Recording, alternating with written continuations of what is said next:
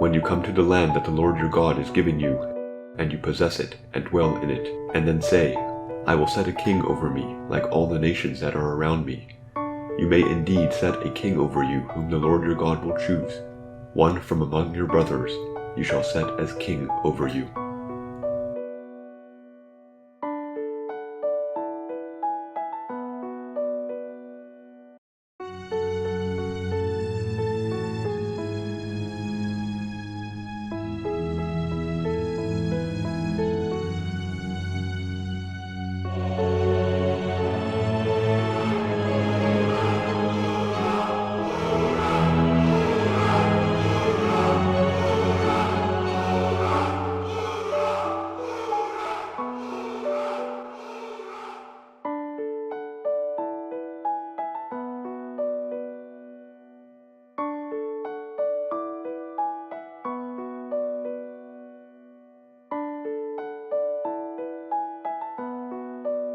My name is Nadia Guillen. My parents are missionaries in Romania.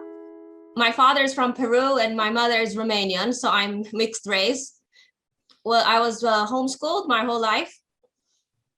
And I am also into writing. I want to be a writer and hopefully illustrator. I do art as a hobby.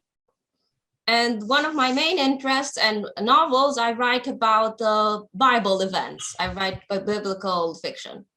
We're going to start way back at the transition period between the judges and the kings.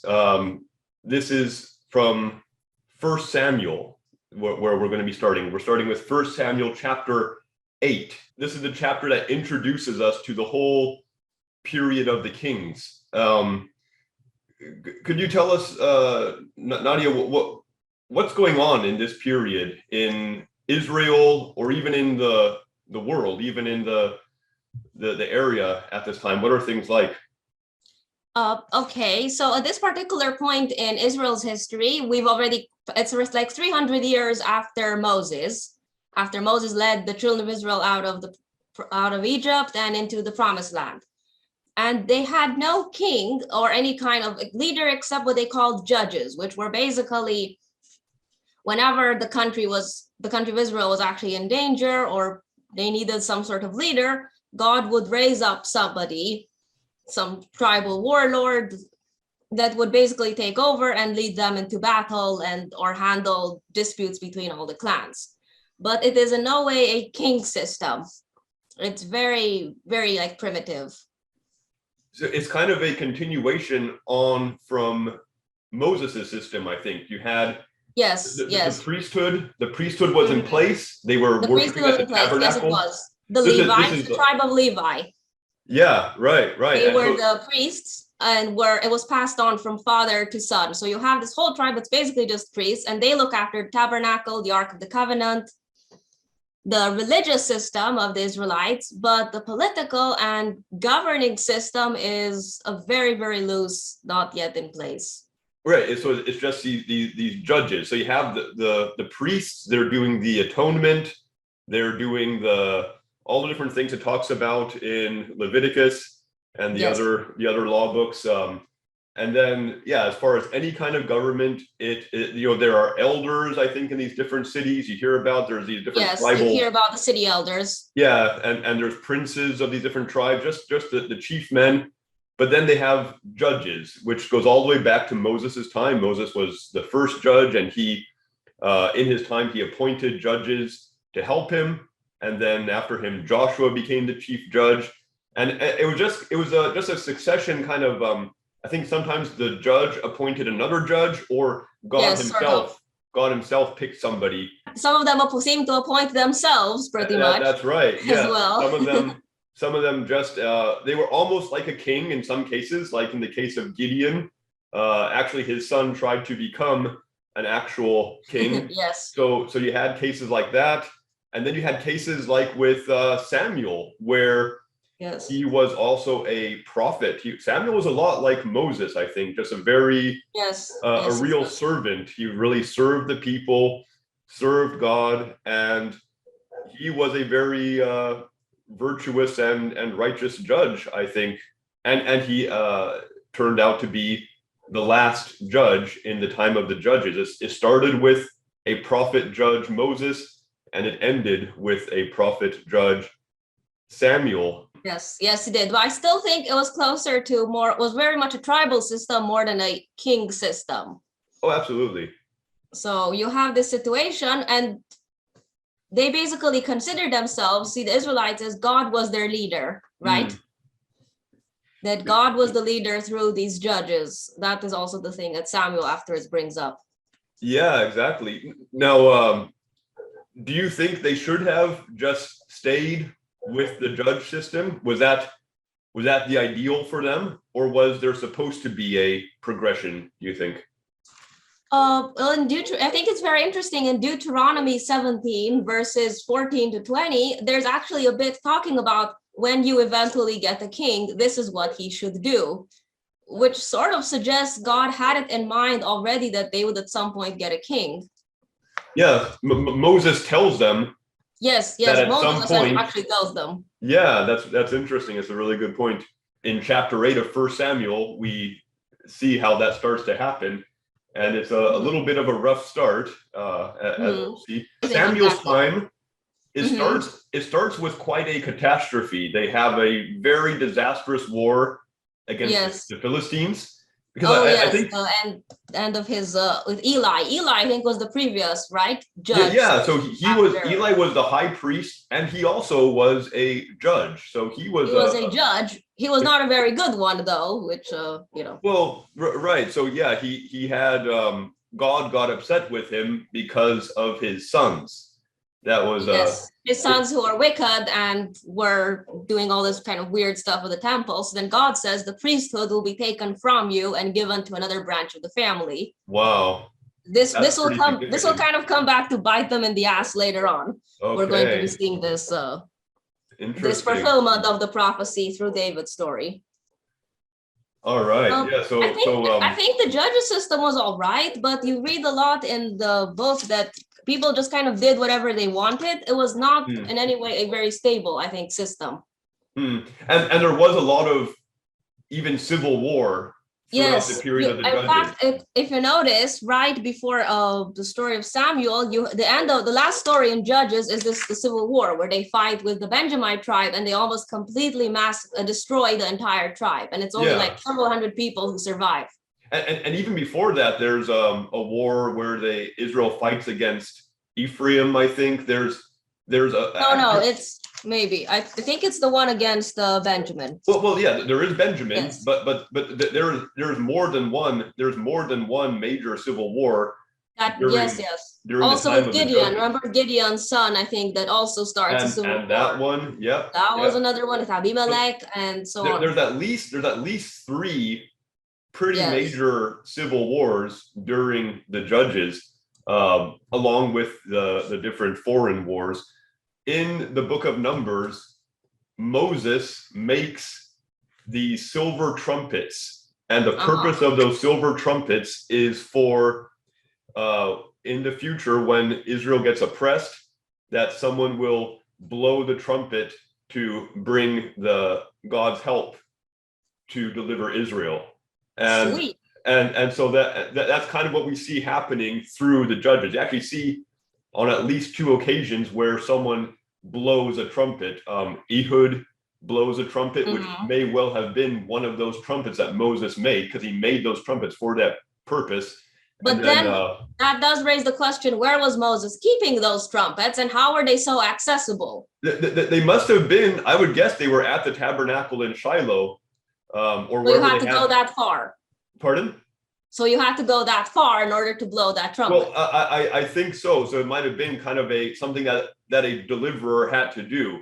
So if a deliverer rose up, the way that he would kind of declare himself and bring God's help would be to get to wherever that trumpet was and blow it. And we see Ehud does it early in the story of the Judges, and then the only other trumpet reference I know of is Gideon, who blows a trumpet, and who knows, he may have had one of Moses's original trumpets too. But it's interesting how Moses prepares them for the time of the judges, and he also gets them ready for the time of the kings that will come after that. Yes, it does seem hinted that, at least to some extent, God knows everything. So he probably did know that they would get, at some point, want a king. Like, I don't think it was a surprise to God. Maybe to Samuel, but not to God. Right. Yeah. So I think during Samuel's time as a judge, things are pretty peaceful. Like, we don't hear of any wars, at least. The previous chapter is all about fighting with the Philistines, so I'm not sure what to say here. Is that right? So the previous chapter 7 is all about Samuel talking to Israel and also fighting with the Philistines. Okay, that's right. That's right. There's the story where with the storm. Ebenezer, the stone where he was the storm where God raises the storm and knocks off all the Philistines, and then Samuel. And then after that it says, and there was peace between Israel and the Amorites. I guess those were the remaining Canaanite city-states. And Samuel judged Israel all the days of his life.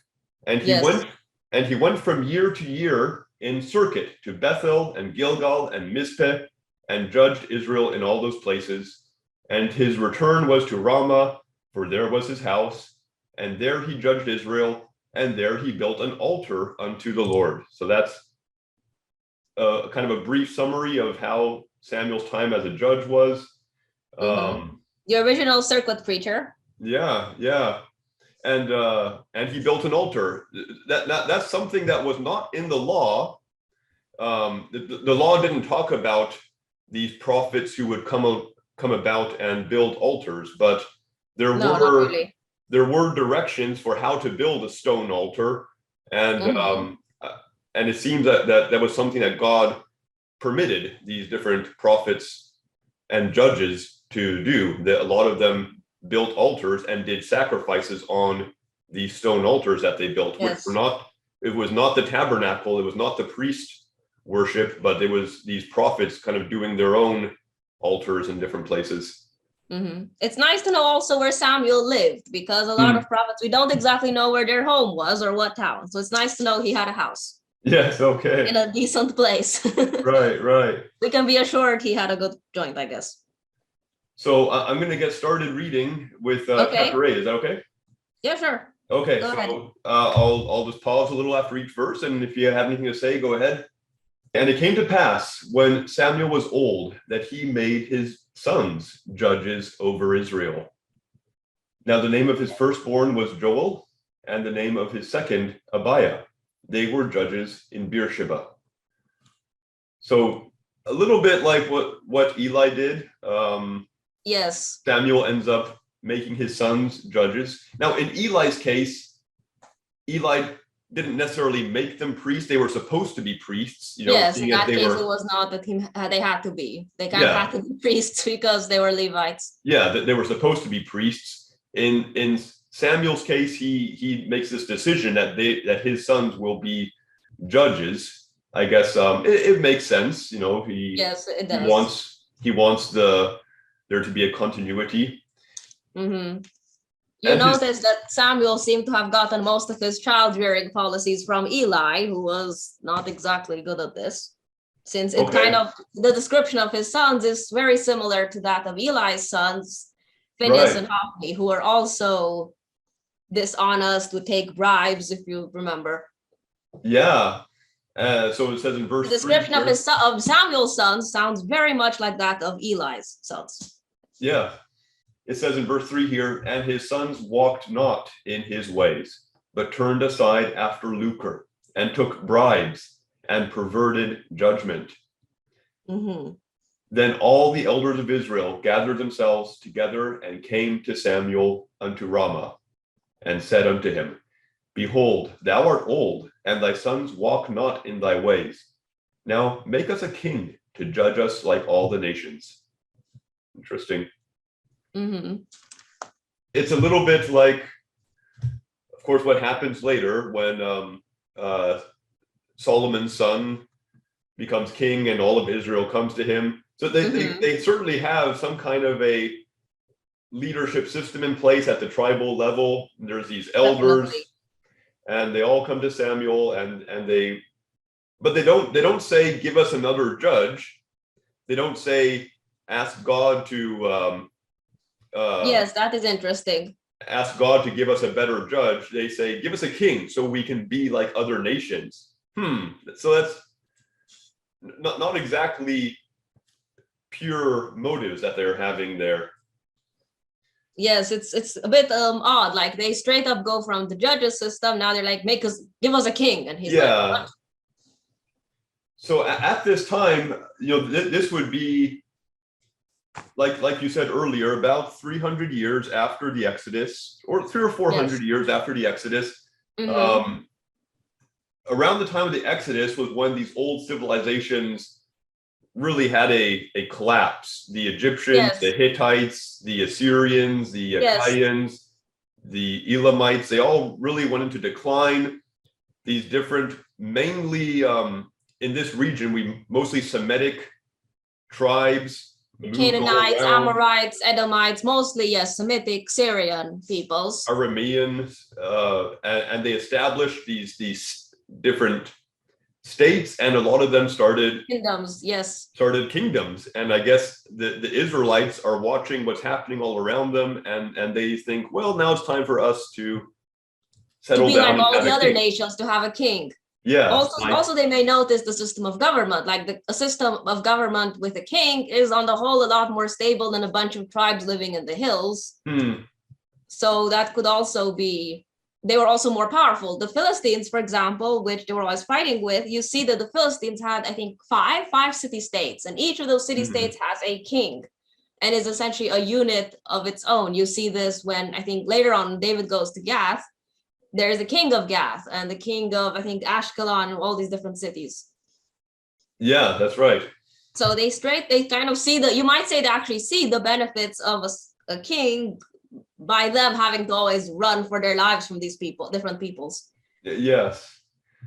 But the thing displeased Samuel when they said, give us a king to judge us. And Samuel prayed unto the Lord. I can imagine Samuel, when someone tells you something that's pretty frank and yes, they seem quite blunt, the elders, like, face it, Samuel, you're not getting any younger, you're no longer spring chicken, you hit your stride 50 years ago, so it's time for you to hit the old also.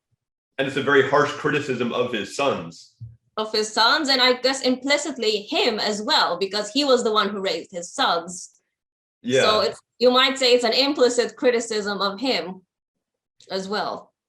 And so he doesn't take it well. He's displeased, but he goes right to the Lord. He takes this matter to God. An excellent step. He does not straight up start yelling at the elders. Listen here, y'all, I have given my best years. Maybe he did, but anyway, he prays to God to solve the situation. And the Lord said unto Samuel, hearken unto the voice of the people in all that they say unto thee. For they have not rejected thee, but they have rejected me, that I should not reign over them. Yep. That's pretty direct. So yes, it is. If we were wondering if this was right or not, God makes it pretty clear that at least what they want at this time is not right. It would have been better for them at this point, at least, to have continued with a judge system, because with a judge system, at least the way God's describing it, it's like God himself is their ruler. Yes, that was, it says like all the other nations, you notice, were ruled by kings or ruled by all these different leaders, but they were answering directly to God. They were a nation directly under their specific deity. And then the flip side of this is that at the same time they were under God, but God is not exactly going to pave your roads and build hospitals. And the king, on the other hand, you can count on him to build schools and hospitals and all that sort of infrastructure. They want to be and a plumbing system, which is usually something the government does for you. Verse 8. According to all the works which they have done since the day that I brought them up out of Egypt, even unto this day, wherewith they have forsaken me and served other gods, so do they also unto thee. So it's important to remember that for most of their history, Israel was quite pagan. And it sounds like even at this time, they are still, at least some of them, worshiping other gods. You see this though all through the Old Testament, even through Samuel, I think Chronicles, Kings. As they keep going, you see on the one hand they're a nation under Yahweh. They have the temple system, they have the priests, but you always have stuff like there are always people who are pagans, or you have household idols or teraphim, and you always see this like paganism side by side with. Yeah, exactly. There's Judaism. There's this great story in Judges. I forget which chapter, but you probably remember it. Where about this guy who makes himself some images and he turns his house into a temple. Oh, that was gold. He literally just straight up institutes his own religious system, and then he meets a priest and he says, why be a priest for the tabernacle when you can be a priest for me and my family? It's a job offer you can't refuse. So he starts. Oh, that's right. Yeah, no, that's right. Yeah, this man, yeah, he's not a priest, but he makes up his own religion with his own images, and then he brings in a priest to serve as a priest there. Yes. And his mother, homemade religion right at home. So yeah. You might say religion begins at home, but this was not the right version. It very literally there. But his mother, when his mother hears about it, she's very happy, and she thinks, oh, this is God's going to bless us because of this. And that was the reaction at times when they conflate idol worship with worshiping God. When they even worship both. For example, in Genesis, you have with Jacob, remember Rachel who steals Laban's idols. Yeah. Laban has a whole collection of a whole smorgasbord of household idols. Yeah. But at the same time, he also says, may God be my witness, let us sacrifice to God. Like he simultaneously can talk about God and be, oh my God, where are my idols? Who stole them? I will have bad luck for the rest of my life. So and when Aaron makes the golden calf, the first thing that is very interesting. He makes a calf and he says, okay, now let's have a great celebration to the Lord. Something is not right here because God is not a cow, to the best of our remembrance. Yes. So they all through history that they often conflate idol worship with Yahweh worship. With Yahweh worship. And then, you keep having periods when people are there. You have kings and leaders who are very strict and very religious, but in a good way, like they're all purely devoted to Yahweh. And then you have kings who are kind of between, and others who are just plain idolaters. It's a very interesting side-by-side thing. It's like the kind of situation where you could be an Israelite who worships only Yahweh, and you worship God and you do all these things. The people next door are pagans, and absolutely, we see them having a sacrifice every day. So it's a bit of a very interesting situation.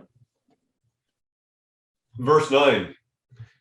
Now therefore hearken unto their voice, howbeit yet protest solemnly unto them, and show them the manner of the king that shall reign over them. Give them the pros and cons, basically. Yeah. And Samuel told all the words of the Lord unto the people that asked him the king. And he said, this will be the manner of the king that shall reign over you. He will take your sons and appoint them for himself, for his chariots, and to be his horsemen. And some shall run before his chariots. And he will appoint him captains over thousands and captains over 50s. And he will set them to ear his ground and to reap his harvest and to make his instruments of war and instruments of his chariots. Mm-hmm. And he will take your daughters to be confectionaries and to be cooks and to be bakers. So he's going to pretty much do the things that we end up seeing happen. He's going to organize the people to do great public works. And in those days, they didn't really have a whole lot of in the way of what we would consider today to be nice infrastructure. When the king did great public works, it tended to be with manpower. Well, and it tended to be things that benefited the king, like magnificent houses for the king. Democracy is going to come in a few thousand years, so right. So they want a king to do these things. Of course, they're a little naive. They Yes, are they not. are. They don't have a lot of literature around. They can't They go are to the terribly library. naive, I would probably add. Because Pardon? the fact that they're terribly naive, the fact that Samuel feels the need to tell them this Yes. Yeah. Well, does kind they of aren't. suggest they They literally aren't. just look around the kingdoms and they're like, oh, we want a king that looks so cool. We just want to be all like all the other people. Can we be like everyone else? And Samuel's like, hold it, brother. You have absolutely no idea what you're asking for. Just Yeah. Yeah. Like they aren't reading books. They don't know histories. They very most likely. history hasn't happened yet. So they don't have, let's say, the hindsight of stuff like the French Revolution or the Russian Revolution to tell them how nasty being a king, Yeah. having a king can actually be. We don't know when that scribal system Yes. started. We don't know, No, for we don't. example, when they actually had anything that we would recognize as the history books. Even this book that we're reading from right now, for Samuel, we're not quite sure when it actually was written. In fact, Right. it was originally one book, the book of Samuel, that was divided into Samuel 1 and Samuel 2. Yeah. But we don't know exactly. Was it written at David's time? Was it written during Samuel's time? Was it written several hundred years later in Babylon, compiled from different sources? Was it written by a court historian, by a prophet? We really don't know. Yeah, there were probably writings from these different people. I Yes. guess that they kept them somewhere, and then at some point, somebody compiled them and put them out into their final format that we now know Yes. as the books of the Bible. So the people at this time, they don't have really anything in the way of much understanding of history. They have to live by faith and obedience, and so they're going to be given the choice. Which they were kind of in short supply of through most of their history. So this was a little unfortunate. That's right. That's right. So they're not prone. Faith and obedience were the two things that they generally lacked. So right, they're not prone to making good choices. So we're going to see what happens here. We have verse 14. And he will take your fields and your vineyards and your oliveyards, even the best of them, and give them to his servants. And he will take the 10th of your seed and of your vineyards and give to his officers and to his servants. Taxes, basically. Yeah, exactly. So there was nothing in the law about taxes. There were these three different tithes that they were supposed to pay. They were to the temple, but only I think to the tabernacle system. I don't think there was a lot about them giving money to the judges, was there? There wasn't. They didn't have to pay the judges, only give the tithes to the tabernacle at the yearly feasts and sacrifices. Yeah, there were different tithes, but they were all within the system of religion. Was all religious, but they didn't have any. As far as I know, nobody was paying Samuel, were they? Well, we find out about that later. He does kind of get paid per job. It seems. We'll hear about that in the next chapter. How the self-employed. So yeah, you might say, or God employed, better said. Yeah, he's kind of a gig. What do you call it? A gig worker, a gig employee. Yes. And he will take your men servants and your maid servants and your goodliest young men and your oddly specific. Pardon? I said oddly specific. Yes. And your goodliest young men and your asses, and put them to his work. He will take the 10th of your sheep, and ye shall be his servants. And ye shall cry out in that day because of your king, which ye shall have chosen you. And the Lord will not hear you in that day. All right. We will see this already in Solomon. This pretty much the minute Solomon hits the grave, the people are already crying out against him. They're already complaining. Then they revolt against Rehoboam, and you have already the division of the two kingdoms. Yeah, so it's going to happen the tribe soon. Split. We're going to see even Saul, the first king, who is not the worst king, but he does certainly commit some abuses. David certainly does some abuses. Yes, and you notice with Absalom, there's a reason people followed Absalom and rejected David as king. They didn't just follow Absalom because they had nothing better to do that day. Well, because Absalom judges them for 40 years. He spends 40 years judging them. And pardon? I think it was 4 years. Okay, well, we'll see. I understood. I remember seeing this at 40 is a bit of a, it's like a miss right? Oh, sure. Well, that's a big topic there. Yeah. How Unless does the unless numbers? David died at 200 years old. Well, so that would mean, Absalom has the falling out after, early on. Then he Mhm. then he judges Israel for all those years, and then the rebellion comes like right near the very end of David's reign. Yes, Um, that was always the impression I had 4 years, because if Absalom really ruled 40 years without David noticing any rebellion, he was more dumb than I thought he was. well, because he's not rebelling, he's just judging the people, and then after all that time, at some point, he starts his conspiracy. Um, Mhm.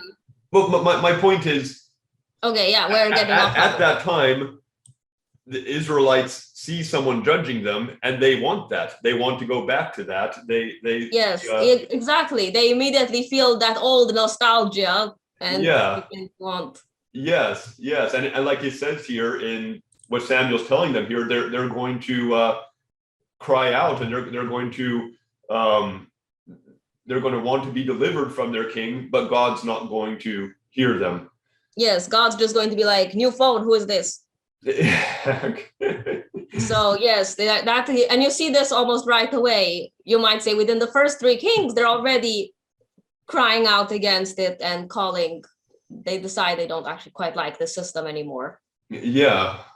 Nevertheless, the people refused to obey the voice of Samuel, and they said, "Nay, but we will have a king over us, that we also may be like all the nations, and that our king may judge us and go out before us and fight our battles." So they have a very romanticized idea of what this king will Yes. do. They think, oh, well, this king, he's going to be our judge, he's going to be our protector. That's what we want. Unfortunately, this is not exactly what happens, and Samuel here has actually the right idea that They already had what they wanted. They wanted a judge who would fight their battles for them, and God had been giving them that already. Whenever they needed that, God gave that to them. and you notice the judge would usually lead them to battle too. That's right. So That's right. That's and right. with God before them, it was like a 3-in-1 shampoo conditioner, except for a leader. So Oh yeah. No, I think the judges were they were correct. essentially doing all these things, That's right. And and at just the a lot more sporadically. and at the foundation of it all was God. So it was God Yes, it was making the actually decision. God. It was like their economic system. Their economic system was based on these cycles, the 7-year cycle and the 49-year cycle, and it was based on God supplying their needs as long as they were generous and kept their Sabbaths and did what their and had their feast days. God was going to take care of them. It was the same with their system of leadership. It required God's intervention when needed. And I assume this also helped in some ways keep them close to God, because they were always, you saw, they would turn to paganism, and then some nation would basically attack, and they would be like, turn back to God, and they would see a direct manifestation of his power and ability. Oh yeah. So I think what they're doing here is they want to remove the God factor from their nation. They want to have something that they can count on that doesn't require God intervening and protecting them or whatnot in different cases. They want to have it. They want to have it kind of set in place where it's something that they can see and depend on. Yes, because it's easier to depend on it. Oh, do we have a leader? Yes, we have a king, and he sits in his palace in Jerusalem, or in our capital city, and we know that he takes care of us, and Yeah. he leads our nation. Then, oh, God does. Where is God? Oops. Right. So they want their king to do They want their like a physical manifestation, something physical that they can put their trust in, yeah requiring less faith as well, I guess. Exactly, yeah, less faith, and he's going to fulfill their fantasies of a king. He's going to be, I'm sure they're imagining They put their faith in something material, not in something spiritual. right. He's going to be our judge and fight our battles. And Samuel heard all the words of the people, and he rehearsed them in the ears of the Lord. And the Lord said to Samuel, hearken unto their voice, and make them a king. Yep. There's no going back from this. This is a very pivotal moment here. And this I think is the part also kills Samuel the most, because he basically was the prophet in the system of judges, and he kind of sees it as, I'm actually going to be the last prophet. I'm the judge under which the system goes to pot. I'm the last judge. Yep. I'm the last judge, and not only that, I'm the judge who essentially failed the system. Maybe there's even a little bit of a, thanks to me, the system's going kaput, and I'm not sure what's going to happen next. Interesting. If you think about it. But point. As God tells him, though, it sounds like God is trying to comfort Samuel as much as he tells him it's not about you. Yes, like it's not, don't think that you're the weakling, that like, no, I'm the last judge. No, this is about me. It has nothing to do with you. You're doing your job fine. Yeah. So that's nice. Samuel gets some encouragement from the Lord that no, they're not rejecting you, they're actually rejecting me. But yeah, I'm sure you're right that I'm sure Samuel did feel some weight with this. We know he must have. We know we see how much he grieved over Saul and how he takes Saul's failings even almost personally. I think that's right. Yeah. And his reaction to David, he's still very much personally involved, even if he's no longer the judge, quote unquote, the leader. He's still very heavily involved in Israel's politics and Israel's ruling. So he's going to really put all his focus and effort into this king now. So yes. It said, let me just finish this verse here. Sure. And the Lord said to Samuel, hearken unto their voice and make them a king. And Samuel said unto the men of Israel, go ye every man unto his city. All right. Okay. Yeah, so he's going to put all his emotion and his hopes and dreams and everything now is going to go into this king that God is telling him to. And you notice also around this point, this is kind of, he's the last judge, but in some ways you could say he's also the first prophet and properly ushered in the era of prophets, because at this point the whole system kind of shifts.